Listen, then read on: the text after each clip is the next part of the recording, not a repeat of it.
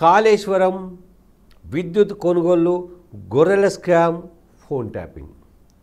ఈ కేసులు గత బీఆర్ఎస్ సర్కారు పెద్దల మెడకు ఉచ్చులా బిగిస్తున్నాయి.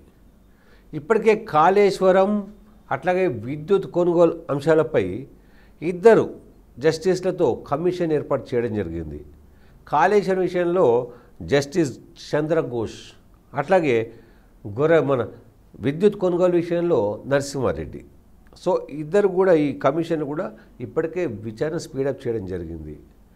విద్యుత్ అంటే ఛత్తీస్గఢ్ నుంచి అధిక ధరలకు విద్యుత్ కొనుగోలు చేసిన విషయంలో టాన్స్కో, జెన్కో మాజీ సీఎండి ప్రభాకర్ రావుని నరసింహారెడ్డి కమిషన్ విచారించడం జరిగింది. సో ప్రభుత్వ నిర్ణయం ప్రకారమే మేము కొనుగోలు చేశామని ఆయన సంబంధం ఇవ్వడం జరిగింది. ఇది ఒక 80,000 కోట్ల రూపాయలు అదనంగా ఖర్చు పెట్టారు కాబట్టి ఇది చాలా పెద్ద కేసు అని చెప్పి సీరియస్గా తీసుకుంది ప్రభుత్వం. సో ఈ 80,000 కోట్ల రూపాయలు ఎవరి జోబులోకి వెళ్ళాయి, ఎందుకు ఖర్చు పెట్టాల్సి వచ్చింది అంత డబ్బు అని. సో ఇందులో సూతదారి పాతదారి ఎవరు అనేది స్పీడప్ అందుకుంది. అట్టగే కాళేశ్వరం అక్రమాలు, కాళేశ్వరం ప్రాజెక్టు విషయంలో కూడా 1,30,000 కోట్లు ఖర్చు పెట్టిన ప్రాజెక్టు డిజైన్ సరిగా లేదు, ప్రాజెక్టు కూలిపోతుంది. సో దీంట్లో జరిగిన అవినీతి అక్రమాలపై కూడా జస్టిస్ చంద్రఘోష్ విచారణ చేపడుతున్నారు. సో ఇవి కూడా త్వరలో కొలిక్కి రానున్నాయి, మరో నెల 2 నెలలు. సో ప్రస్తుతం మనకు గొర్రెల స్కామ్ అట్లాగే ఫోన్ ట్యాపింగ్ విషయంలో ప్రధానమైన పోలీస్ అధికారులందరూ కూడా అరెస్ట్ కావడం జరిగింది. సో ఇక్కడ ప్రధాన పాతదారి అయిన ప్రభాకర్ రావు, ఎస్ఐబి చీఫ్ ప్రభాకర్ రావు అమెరికాలో ఉన్నారు.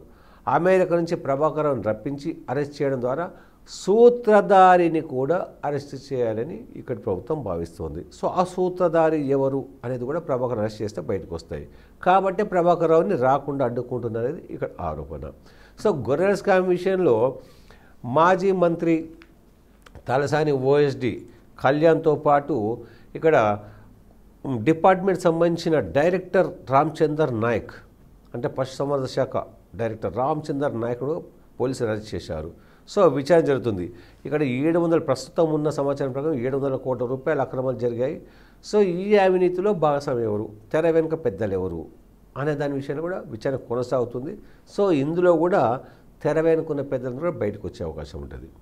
సో ఇవి ప్రస్తుతం కొనసాగుతున్నాయి. ఇంకా చాలా రకాల అవినీతి అక్రమాలపై కూడా విచారణ మొదలవుతుంది, ధరణ విషయంలో కూడా. కానీ సో మరి ఇందులో ఎవరు అరెస్ట్ అవుతారు, ఆ స్థాయిలో ఉంటుందా? ఎందుకంటే ఇప్పటికే బీఆర్ఎస్ పార్టీ అసెంబ్లీ ఎన్నికల్లో ఓడిపోయి అధికారం దూరమైంది, పార్లమెంట్ ఎన్నికలకు వస్తే 0 సీట్లు.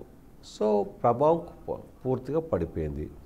మరి అరెస్ట్ అయితే ఎవరు అరెస్ట్ అవుతారు, పెద్దలంటే ఎవరు, అంటే అక్కడ కీలక పాత్ర పోషించే పెద్దల అంటే కేసీఆర్ కూడా టార్గెట్ చేస్తున్నారా అనేది కూడా తేలాల్సి ఉంటుంది.